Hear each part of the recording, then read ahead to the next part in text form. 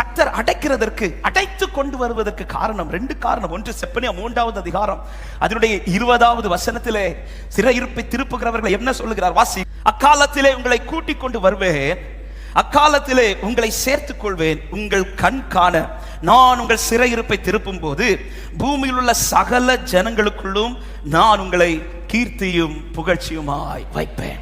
அப்ப அடைபட்டு கர்த்தர் ஒருவனை வெளியில கொண்டு வருகிறார் என்றால், அவன் அடைக்கப்பட்ட போது இருந்த நிலைமையை விட அவன் வெளியில வரும்போது கர்த்தர் அவன் நிலைமையை மகிமையாய் மாற்றிக்கொண்டே இருப்பார். முன் இருந்ததை விட பின் நிலைமை ஆசீர்வாதம். யோபுக்கு அடைத்து திறந்தார், அவன் வாழ்க்கையில எல்லாவற்றையும் அடைத்து திறந்தார்.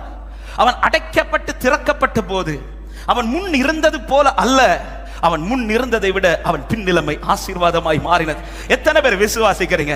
எனக்கான வாசலை திறக்கும் போது, என்ன வெளியில கொண்டு வரும்போது, எனவே பழையது போல அல்ல, கர்த்தர் என்னை மகிமையாய் நிறுத்த போகிறார் என்று விசுவாசிக்கிற உள்ளமே, glory. உன்னை முன்னாடி இருந்தது போல அல்ல, திரும்ப நான் உன்னை நிறுத்துவது. எந்த பொண்ணு அக்னிக்குள் போய்கொண்டு வருகிறதோ, போயிட்டு வருதோ, அந்த பொண்ணுக்கு பழைய வேல்யூ கிடையாது. ஆமென். எல்லாருக்கும் எந்த பொண்ணு தான் ரொம்ப தேவை தெரியுமா? அக்னியில போயிட்டு வந்த பொண்ணு தான். ஆமென். அதே போல சில அடைக்கப்பட்ட பாதைக்குள்ள கர்த்தர் என்னை கொண்டு போயிட்டு வெளியில கொண்டு வரும்போது என் வேல்யூவை மாத்துற தேவன் அநேகருக்கு என்னை தேட வைப்பார். ஆண்டவர் அநேகர் என்னை தேடி வருவார்கள்.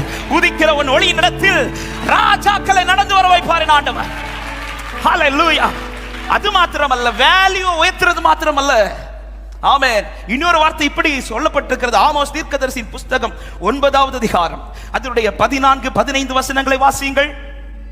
என் ஜனமாகிய இஸ்ரவேலின் சிறையிருப்பை திருப்புவேன், அவர்கள் பாழான நகரங்களை கட்டி அவைகளில் குடியிருந்து திராட்சை தோட்டங்களை நாட்டி அவைகளுடைய பழரசத்தை குடித்து தோட்டங்களை உண்டாக்கி அவைகளின் கனிகளை புசிப்பார்கள்.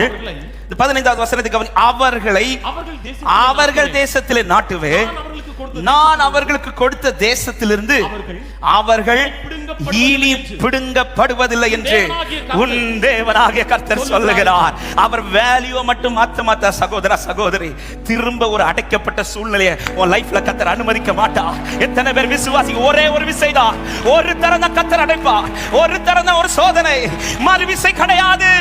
இந்த ஒரு தடவை தான். ஹல்லேலூயா.